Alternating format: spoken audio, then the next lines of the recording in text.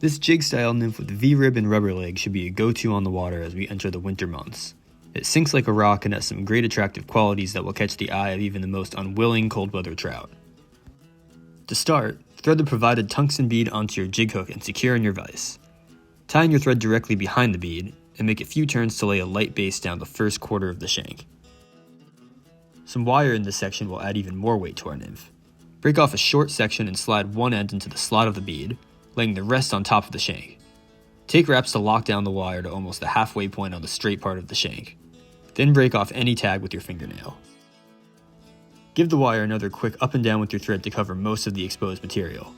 Then bring your bobbin down to right where you broke off the wire.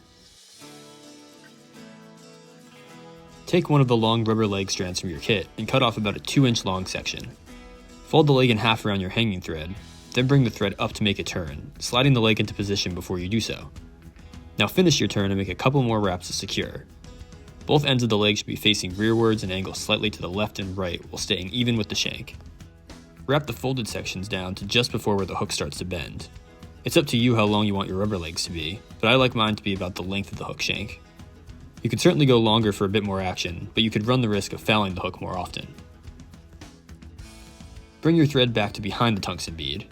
A 4-inch long section of stretchy V-rib will make up most of this fly's body. Like you did with the wire, tie one end in the slot of the bead and wrap it down the shank, this time going all the way back to where your rubber legs emerge. Then move your thread back up the shank to about a hook iron length behind the bead head. While applying some tension to the V-rib, start tightly wrapping up the shank to meet your thread. It should only take a handful of turns to actually reach your bobbin, but the wraps will create a nice segmented body on the rear of this pattern. Tie off and snip the excess once you're at your thread. Grab another short section of rubber leg and tie it in the same manner you did before, folding it around the thread and sliding it into place. This time, have the leg secure at its midpoint on just one side of the hook shank, with one leg angled backwards and one leg towards the front.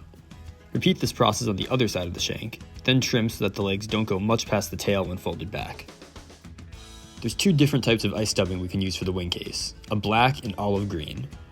Start with the black by wrapping a sparse clump into a thin noodle around your hanging thread.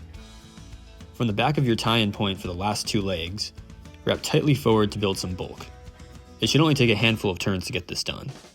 Leave a tiny bit of room behind the bead head. If there is any extra black dubbing on the thread, you can simply pull it off or cut any of the extra long strands. Now take an even smaller clump of olive dubbing and twist it onto the thread. Make a couple of turns just behind the bead head, making this the bulkiest part of the fly. You may have to adjust your rubber legs a bit as you wrap to ensure they don't get caught at a weird angle in the process. Finally, take your whip finisher and make a couple of turns just behind the bead, minding the legs as you go.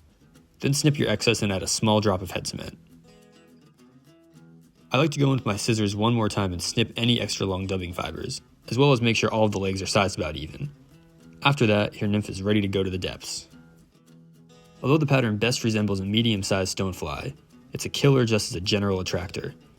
It's a great one to run as a point fly to drag down a smaller dropper, and will ride hook point up as it ticks along the bottom. Dead drift it through deep, slow runs in pools in colder months, but don't be afraid to give it a little jig occasionally. Hope you put it to use soon. Thanks for watching.